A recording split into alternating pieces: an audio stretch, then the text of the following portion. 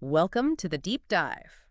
Wow, the crypto market lately, it's been less like a stream and more like a raging river. Definitely. Just a huge amount of activity. Yeah, like a massive $300 billion surge in total market value in just 2 weeks. It's pretty staggering. So if you're tuning in, you're probably like us trying to sift through all the noise and figure out, what really matters here. Absolutely. Getting to the core of it. And that's exactly what we're trying to do. We've looked at the latest news, the reports, trying to distill the really crucial insights, what these things mean for crypto overall, and maybe, for you listening. Without giving financial advice, of course. Of course not. But yeah, with all this action, are you also just trying to grasp the bigger picture? I think everyone is. It feels like a lot of different threads are coming together right now. Understanding how they interact is key. Okay, let's dive right in then. Bitcoin's been grabbing headlines again, pushing up towards that big $100,000 number. What's behind this latest push? Well, it seems to be a mix of things, really. There's some chatter, some reports about potential easing of U.S.-China tariffs. That kind of boosts general market optimism. Ah, so wider market sentiment spilling over. Exactly. And that positive feeling often finds its way into crypto, but also, crucially, that ongoing institutional adoption. Right, the ETFs again. Yeah, especially the Bitcoin ETFs. They're just providing this steady, significant buying pressure. It's a major factor. It really does feel like those ETFs are changing the game, fundamentally, bringing in that institutional cash. No doubt. And you mentioned the big numbers. You can't ignore some of the predictions flying around, like Robert Kiyosaki talking about, what, $1 million by 2035? Yeah, that's definitely out there. A bold, long-term view for sure. Gets people talking, even if it's, on the extreme end. It does show the kind of conviction some people have long-term, but in the shorter term, analysts are really watching that $100 K level. It's a big psychological barrier. And what about support, if things pull back? Looks like there's quite a bit of interest around the $88,000 mark. That seems to be a potential floor, or at least a significant support level for now. Okay. Now, shifting gears a bit, let's talk meme coins. Because we saw some pretty wild action with the Trump NP coin. A huge jump recently. Oh yeah, over 70%. That's remarkable even for a meme coin. What triggered that? Apparently, it was the announcement of this exclusive private dinner for the top 220 holders of the coin. Really? Just the dinner announcement? Seems like it. Yeah. It just highlights how powerful that community aspect, that feeling of exclusivity or special access, can be in driving these prices. Right. Especially in the meme coin space. And this kind of fits into a bigger picture, doesn't it? With President Trump getting more visibly involved in crypto, there was talk about Truth, I guess, branded ETFs, maybe partnering with Crypto.com? Yeah, that connection seems to be strengthening.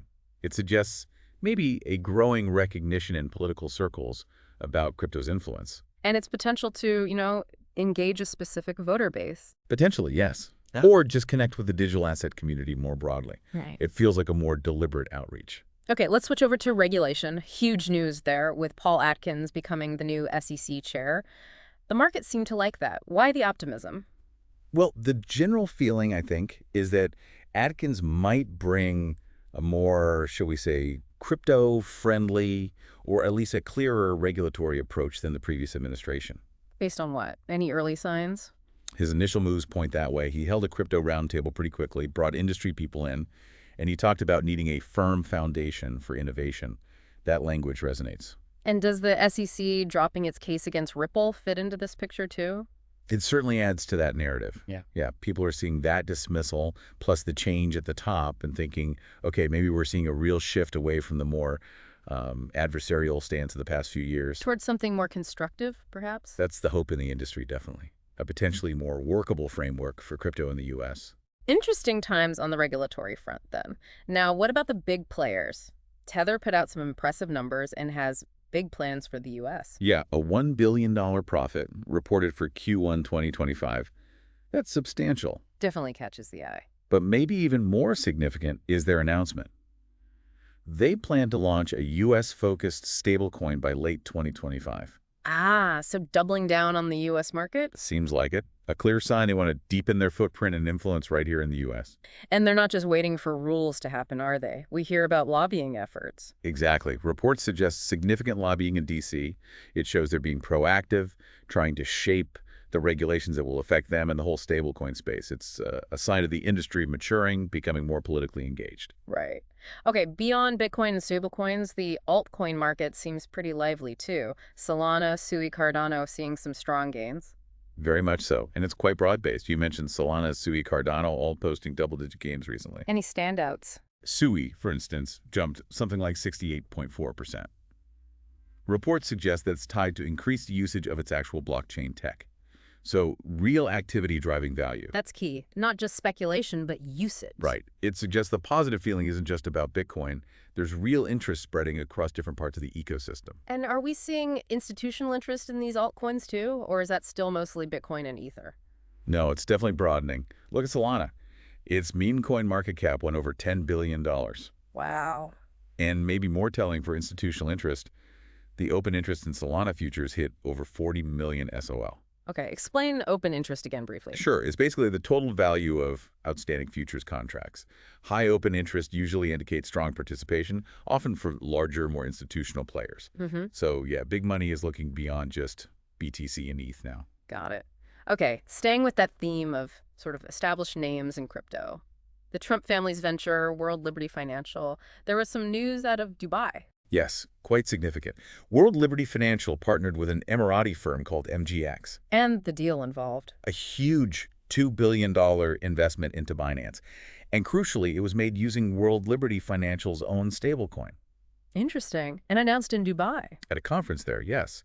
It just underscores how global crypto is and how these lines between business, finance, and even political influence are blurring, often on international stage. Right, which brings us back to that overall market growth. That $300 billion jump in just 2 weeks. It's hard to ignore. Just to clarify, market cap is the total value of all coins for a crypto, right? Correct. Total value. And the data really points to institutional investors being a major engine behind this latest surge. The ETF effect again. Largely, yes. We saw $4.2 billion flow into Bitcoin ETFs, another $250 million into the new Ethereum ETFs in that short period. That's serious institutional capital coming in. It puts things in perspective when you hear that Bitcoin, even briefly, had a larger market cap than Google. It really does. It shows the sheer scale we're talking about now. And this activity isn't just boosting asset prices. The exchanges themselves must be doing well. Absolutely. Look at Kraken. They reported revenue of $472 million for Q1 2025. That's up 19% compared to last year. Directly reflects the higher trading volumes and market optimism. Exactly. More trades mean more revenue for the platforms. It's all connected. Now, it's also interesting seeing how different regions behave. There was a surprising trend reported in India. Yeah, quite fascinating. On CoinSwitch, one of India's major platforms, Ripple's XRP actually overtook Bitcoin in trading volume in Q1. Really? XRP? Yep, captured about 13.3% of trades. And at the same time, meme coins are gaining traction there too, with PPE breaking into the top 10 holdings for the users. So it shows investor behavior isn't the same everywhere, different markets, different preferences. Precisely. It highlights that crypto adoption and trading trends are definitely not monolithic globally. You see unique patterns emerging. Okay, so lots of positive momentum, institutional interest, evolving regulation. But we also need to touch on the challenges, right? Security remains a big one. The recent issue with OKX is a reminder. Absolutely crucial point. Yeah. The situation with OKX and the accusations from Tron's Justin Sun about them supposedly failing to freeze stolen funds, It's complex. What's happened there? Well, Sun accused OKX of not acting quickly enough after a hack to freeze assets moved to their exchange. But the OKX CEO, Star Zhu, countered, saying they never received an official request from law enforcement to do so. So a dispute about process and responsibility. Exactly. It just highlights the ongoing difficulties, the lack of clear, universal protocols for handling these kinds of security incidents in a decentralized world. It remains a persistent vulnerability for the industry. Okay, so wrapping this all up, as we look back over everything we've discussed, a few clear themes really stand out, don't they? Definitely. You've got this continued bull run clearly fueled by that big wave of institutional money. Right, and then there's the regulatory side, possibly shifting, especially in the U.S. Yeah, potentially evolving landscape there. Plus, the increasing intersection of politics and crypto, which we touched on. And you can't forget the ongoing security challenges that need constant attention. Exactly. All these threads are interconnected. It gives you a snapshot of a crypto ecosystem that's maturing rapidly, but still incredibly dynamic and, frankly, complex. So here's something for you, the listener, to think about.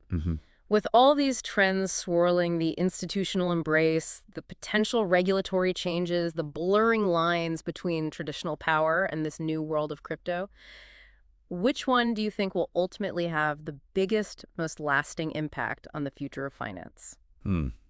That's the multi-billion-dollar question, isn't it? It really is. It's a complicated picture, and staying informed, staying curious is probably more important than ever in this space. Thanks for joining us for this deep dive.